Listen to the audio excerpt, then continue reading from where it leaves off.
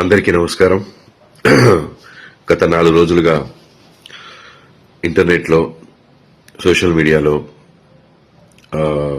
విపరీతంగా వైరల్ అవుతున్నటువంటి విషయం బాబు చంద్రహాస్ వాడిన బూతు పదాలు, దాని మీద విశ్లేషణలు, వారి వారి అభిప్రాయాలు, వాళ్ళు తిరిగి బూతులు తిట్టడాలు ఇవన్నీ జరుగుతున్నాయి. ముందుగా నేను వాటి గురించి మాట్లాడతాను. బూతులు మాట్లాడడం అనేది పబ్లిక్ గా నేనైనా నా కొడుకైనా ఎవరైనా సరే తప్పే. డెఫినెట్ గా దాన్ని ఎంకరేజ్ చేయను. అండ్ ఇది ఫంక్షన్ లో ఆ రోజు నేను సగం పాట అయిన తర్వాత అక్కడికి ఎంటర్ అవ్వడం జరిగింది.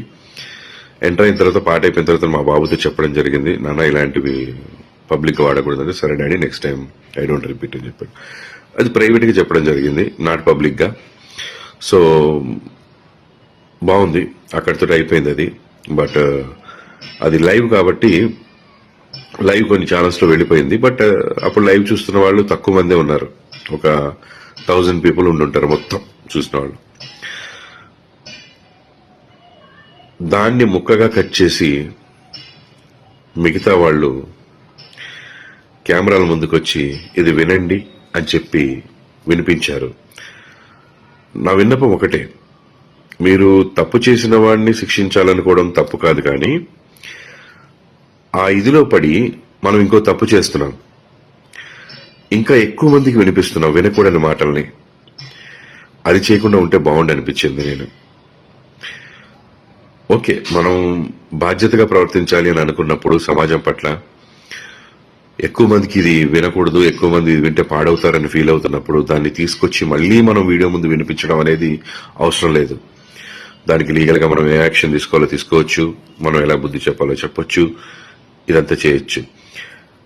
ఆ వీడియో చూపించి మాట్లాడడం ఒకటే కాదు, దాంట్లో 2-3 బూతులు ఉంటే మనం 20-30 బూతులు మాట్లాడుతున్నాం, 100 బూతులు మాట్లాడుతున్నాం. దయచేసి మేల్కోండి. సమాజాన్ని ఉద్ధరిద్దాం అనే ఒక ఉద్దేశంతో బయలుదేరి సమాజానికి ఇంకా నష్టం చేస్తున్నామేమో, అది ఆలోచించండి. అండ్ ముఖ్యంగా అక్కడ నా భార్య గాని నా కూతురు గాని లేరు, వాళ్ళు చెన్నై షూటింగ్ లో ఉన్నారు. ఆ విషయం తెలియకుండానే చాలా మంది చాలా మాటలు అన్నారు వాళ్ళని. తప్పు, అది పెద్ద తప్పు. ఏదైనా తెలుసుకుని మాట్లాడాలి. ఇంకో ముఖ్య విషయం, నన్ను కూడా చాలా మాటలు అన్నారు. పెంచడం రాదా, పద్ధతి తెలియదా అని. నేను నేర్పించిన పద్ధతులు, నేను నేర్పించిన సంస్కారం, లేదా నేను ఎలా పెంచాను అనేది ఈ ఒక్క పదంతో మీరు డిసైడ్ చేయకూడదు. నా బిడ్డ టాలెంట్ చూడండి, నేను ఎలా పెంచాను. ఈ రోజున బరాబర్ ప్రేమిస్తా సినిమా చూసిన వాళ్ళు ప్రతి ఒక్కళ్ళు చెప్తున్నారు అద్భుతంగా చేశాడని, డాన్స్లు అద్భుతంగా చేశాడు, యాక్టింగ్ అద్భుతంగా చేశాడని. ఎంతో మెచ్యూరిటీ ఉన్న వ్యక్తిగా మాట్లాడుతున్నాడు అని.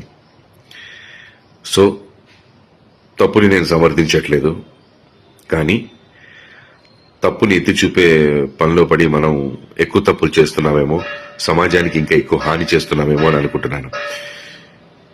నేను ఒకటే చెప్పదలుచుకున్నాను, మా అబ్బాయి ప్రవర్తన ద్వారా కానీ మాటల ద్వారా కానీ ఎవరైనా ఇబ్బంది పడి ఉంటే వాళ్ళందరూ క్షమించమని అడుగుతున్నాను. ప్లస్ ఆ రోజు ఆ ఫంక్షన్కి నా మీద ప్రేమతో వచ్చినటువంటి జేడి చక్రవర్తి అన్న, ఆది సాయి కుమార్ గారు, జయంతి పరాంజీ గారు, వీళ్ళందరూ కూడా నన్ను మన్నించమని నేను కోరుకుంటున్నాను. సారీ అన్న, మీరు నా ఫంక్షన్కి వచ్చినందుకు కొంత అవమానం జరిగింది, మీరు కూడా మాట పడాల్సి వచ్చింది. I'm sincerely sorry for that మీ అందరికీ. అండ్ డైరెక్టర్ గారు, ప్రొడ్యూసర్ గారు, వాళ్ళందరూ కూడా ఎవరు ఇందులో ఇన్వాల్వ్ అవ్వలేదు. సో ప్లీజ్ మాట్లాడేవాళ్ళు అన్ని విషయాలు తెలుసుకొని మాట్లాడండి. ఒక విషయం తెలుసుకొని మిగతా విషయాలన్నీ మాట్లాడకండి, లేదా దాని గురించి మాట్లాడండి. తప్పు లేదు, ప్రశ్నించిన తప్పు లేదు. ఇక్కడే స్టార్ట్ అయింది, ఈ రోజు స్టార్ట్ అయింది. ఇకపైన ఎక్కడ మనకి బూతులు వినపడకూడదు. దాంట్లో నేను కూడా మీతో తోడుగా ఉంటాను.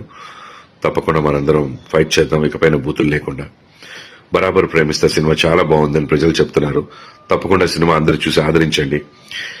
నా బిడ్డ తప్పుని ఇచ్చారు, వాడి టాలెంట్ కూడా ఒకసారి చూడండి, చూసి మీ అభిప్రాయం చెప్పండి. బరాబర్ ప్రేమిస్తా ఇన్ థియేటర్స్.